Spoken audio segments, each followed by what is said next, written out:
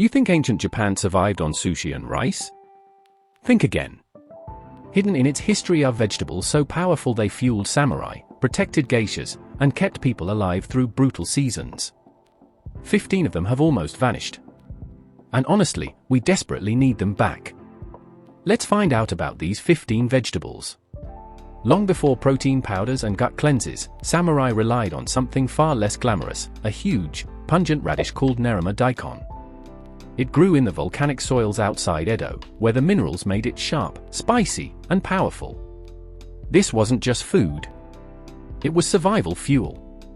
Samurai ate it grated raw or pickled to help digest heavy rice, dried fish, and preserved meat. If your stomach failed on campaign, your strength failed right after. Modern science now confirms what they already knew. Daikon contains enzymes that break down fats and starches, keeping energy levels stable. But this heirloom variety was far stronger than the mild radishes sold today. But keeping food moving through your body was only the first battle. Once digestion was working, samurai turned to something even more important, the strength of their blood. Kintoki ninjin doesn't look like the carrots you know. It's deep red, almost the color of dried blood, and ancient Japanese people believed that meant it strengthened the blood itself. Samurai ate it after training, wounds, and long marches to restore circulation and rebuild energy. In a time without medicine, food was the only way to recover. That belief wasn't just symbolic. That red pigment comes from high carotenoid levels, which support immunity, tissue repair, and blood flow. Kintoki ninjin was sharper and far more potent than modern carrots bred for sweetness. Strong blood keeps you alive, but it doesn't keep you standing. For that, samurai needed something deeper, stamina that didn't fade when the fighting dragged on. Yamaimo doesn't look powerful. When grated, it turns sticky and slippery, almost like glue. But in ancient Japan, it was considered one of the strongest foods a warrior could eat. Unlike most roots, it can be eaten raw, meaning it keeps its enzymes and nutrients intact. Samurai used it to boost stamina, digestion, and even sexual vitality. It was believed to feed the core of the body, giving slow, lasting energy instead of quick spikes. On long campaigns, that made all the difference. Today it's mostly used for texture. But centuries ago, this mountain yam was a quiet weapon, keeping warriors standing when their bodies should have given out. After stamina came recovery. Samurai could fight all day, but without healing, their bodies would collapse. That's where Horikawa Gobo came in. This Kyoto heirloom burdock grows thick and hollow, pulling minerals from deep soil that ordinary roots can't reach. It was simmered into soups after battle or illness to clean the blood and flush out fatigue. Today we know burdock is rich in antioxidants and inulin, supporting detox and gut health. The hollow center absorbed broth, turning simple food into powerful medicine. Warriors didn't eat for pleasure. They ate to repair themselves. But as farming modernized, this slow-growing root was replaced by thinner, weaker varieties. Horikawa Gobo quietly disappeared, taking its deep healing with it. But healing only works if you still have the energy to move forward, and that's where a strange little tuber entered the samurai diet. Kuwai looks almost alien, with its upward-pointing sprout, and ancient Japan saw that shape as a symbol of victory.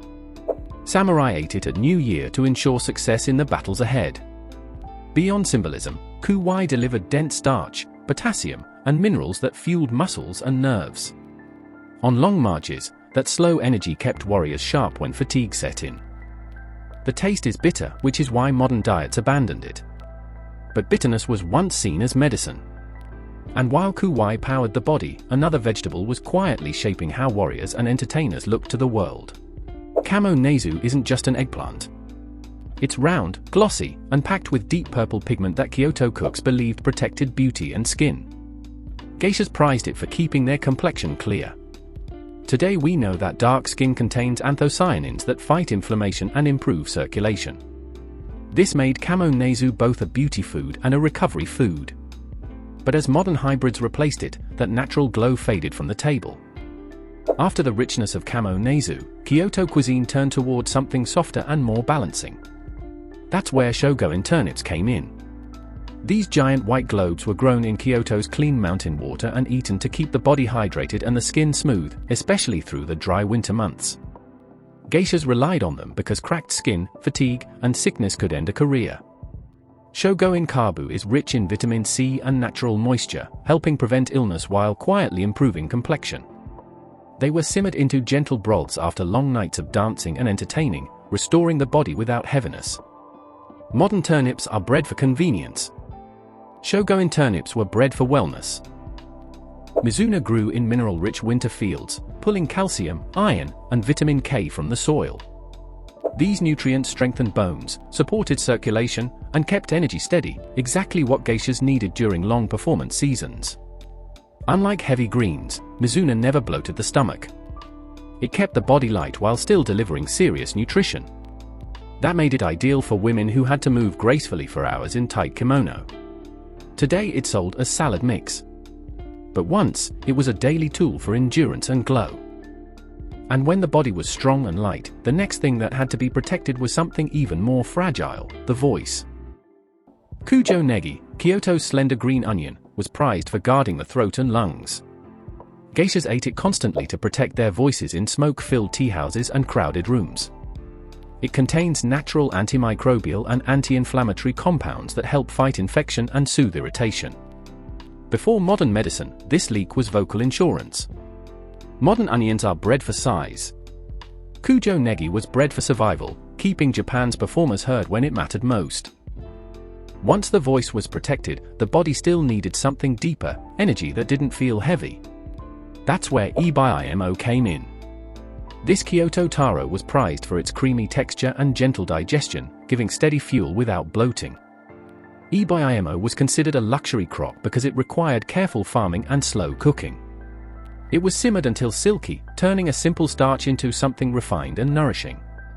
Even today, Japanese chefs value it for being easy on the stomach and long-lasting in energy. It didn't spike blood sugar or leave you sluggish, which made it ideal for both performers and nobles. But while Ibi-Imo supported elegance, winter demanded something tougher, something built to store strength against the cold. Shishigatani kabocha looks like something from a fairy tale, with its twisted hourglass shape and deeply ridged skin. Grown in Kyoto's hills, it was bred to survive cold weather and store minerals and natural sugars for long winters. This pumpkin was prized for supporting immunity and skin health, making it popular with geishas and nobles alike. Its dense flesh delivered slow, steady energy without crashes, helping people stay strong when fresh food was scarce. Unlike modern squash bred for size and uniformity, Shishigatani kabocha was fragile and difficult to grow. That's why it slowly disappeared from farms. And as this rare pumpkin faded, so did other delicate heirlooms, including a tiny radish from old Tokyo that nearly vanished completely. Kamado daikon was a small spring radish grown in old Edo. Unlike the giant daikon you see today, this variety was crisp, mild, and meant to be eaten fresh. It was especially popular at the end of winter when heavy preserved foods had slowed digestion. People ate kamado daikon to wake up the stomach and gently cleanse the body as spring arrived. This radish was delicate and difficult to cultivate, which made it poorly suited to modern farming. Over time, it was replaced by tougher, blander varieties. But in ancient Tokyo, this tiny radish signaled renewal. It reminded people that winter was ending and fresh energy was returning. And as one season ended, ancient Japan turned to wild greens to cleanse the body even further. After the gentle cleansing of kamado daikon, ancient Japan turned to something even wilder, azukiene. This mountain green grew naturally along riverbanks and hillsides, and people believed it helped flush the body after winter. Azukiene was lightly boiled and eaten in early spring, when toxins from preserved foods had built up. It contains bitter compounds that stimulate the liver and digestion, making it perfect for seasonal detox. Unlike farmed vegetables, azukiene couldn't be mass-produced. It depended on wild growth and careful harvesting, which is why it slowly vanished from modern diets. And once the body was cleansed, ancient cooks reached for something that didn't just detox, it reawakened the senses. Udo is a strange vegetable. It grows tall and woody, almost like bamboo, and smells faintly of pine. In ancient Japan, it was eaten in spring to shock the body awake after months of cold. It was believed to stimulate circulation, digestion, and mental clarity. Today we know Udo contains aromatic compounds that activate the nervous system and promote blood flow. Samurai and monks both valued it because it sharpened focus without caffeine or alcohol. It was sliced raw or lightly blanched, delivering a crisp, refreshing bite. But after awakening came preservation, and for that, Japan relied on a melon that almost no one remembers today. Kotsura Yui is a traditional Kyoto melon that once sat at the heart of summer survival.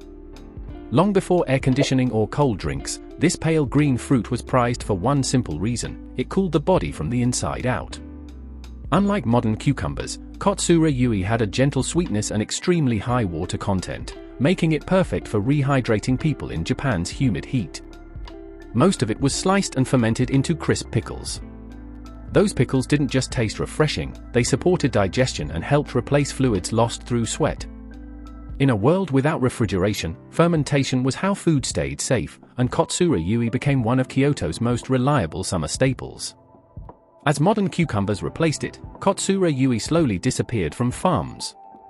But for centuries, this humble melon quietly protected people from dehydration, heat exhaustion, and digestive illness when the Japanese summer was at its most punishing. So basically, ancient Japan didn't survive on trend foods or shortcuts. It survived because people understood what their land could grow and what their bodies truly needed. If this video made you look at food a little differently, hit the like button so more people can find it. And if you want more deep dives into forgotten history, lost cultures, and the secrets that kept ancient worlds alive, subscribe and turn on notifications. Tell me in the comments which ancient food or culture you want uncovered next.